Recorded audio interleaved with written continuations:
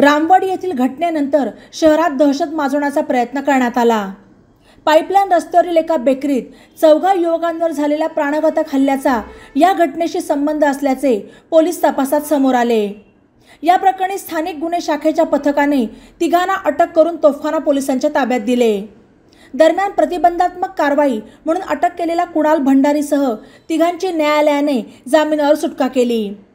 मंगळवारी रात्री उशिरा रामवाडी येथील किरकोळ हाणामारीच्या घटनेनंतर वर्चस्व दाखवण्यासाठी शहरात जमावासह दुचाकीवर रॅली काढून बाटल्या फेकल्याप्रकरणी बजरंग दलाच्या कुणाल भंडारीसह 15 ते 20 जणांवर प्रतिबंधात्मक आदेशाचे उल्लंघन केल्याप्रकरणी गुन्हा दाखल करण्यात आला।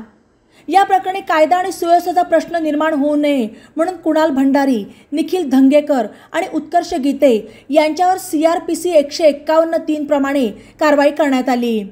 त्यांना शुक्रवारी न्यायालयात हजर करण्यात आले। पोलिसांनी शहरातील कायदा आणि सुव्यवस्थेचा प्रश्न निर्माण होण्याची शक्यता व्यक्त करून तिघांना स्थानबद्ध करण्याची मागणी केली, मात्र न्यायालयाने ती अमान्य केली आणि तिघांनाही जामीनावर सोडण्यात आले। दरम्यान वाणीनगर येथील बेकरीत त्याच रात्री 14 हल्ला करण्यात आला।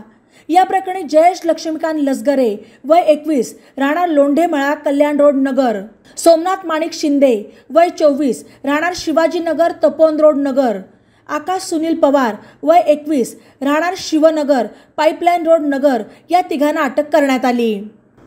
शहरात दुचाकीवर फिरून दहशत निर्माण करण्याचा प्रयत्न करणाऱ्या टोळीशी या तिघांचा संबंध असल्याचे तपासात समोर आले।